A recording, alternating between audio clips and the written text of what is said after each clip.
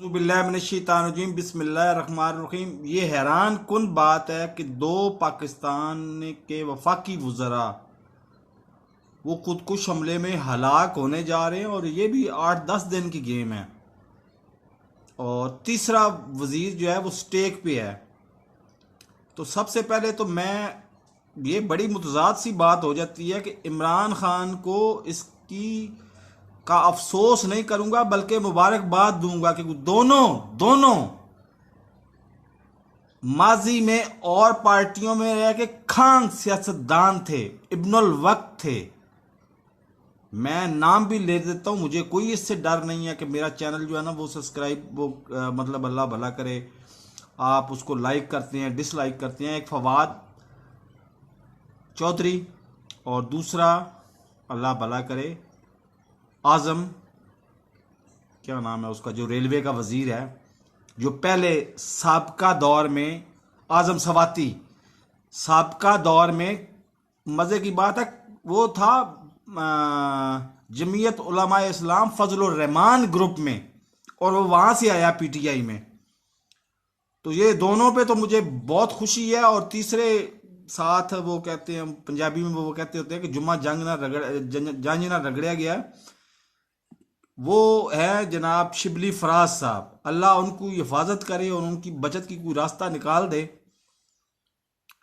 और मैं फरोख हबीब साहब को मशवरा दूंगा कि आप जो है वो साइड पे रहें, आप इनके साथ प्रेस कॉन्फ्रेंस में ना जाएं। ये सीधी सीधी तौहीनी अदालत है और ये नाअहल होने जा रहे हैं दोनों। और तीसरा सबसे बड़ी इस बात पे मैं तनकीद करता हूं, हर रोज तनकीद करता हूं शेख रशीद पे। मैं शेख रशीद की इस मौके पे अक्लमंदी को दाद दूंगा कि वो इस मामले से बिल्कुल अलग रहा है। उसको पता है कि हमारे तलाल चौधरी साहब और 3-4 वज़रा पीछे साबका में, मतलब उसका नाम अभी मेरे जहन में नहीं आ रहा, 2-3 वज़रा वफाकी वज़रा, वो सिर्फ और सिर्फ इलेक्शन कमीशन पे तनकीद करने की वजह से नाअहल हो चुके हुए हैं।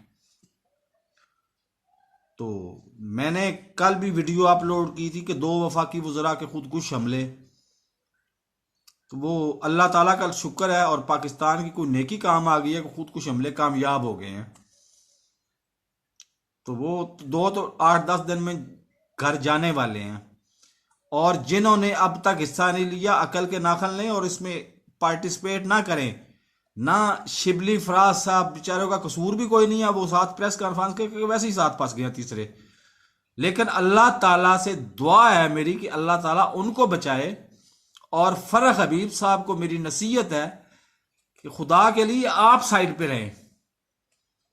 जो भी मामलात तय किए जाते हैं ना वो सियासी अंदाज अपनाना पड़ता है, और सियासी अंदाज ये अंदाज नहीं है जो ये अपना रहे थे दोनों, आजम सवाती और फवाद चौधरी। बहरहाल, और शेख रशीद की अक्लमंदी, ये 3 अहम खबरें थी, आपसे शेयर करनी थी।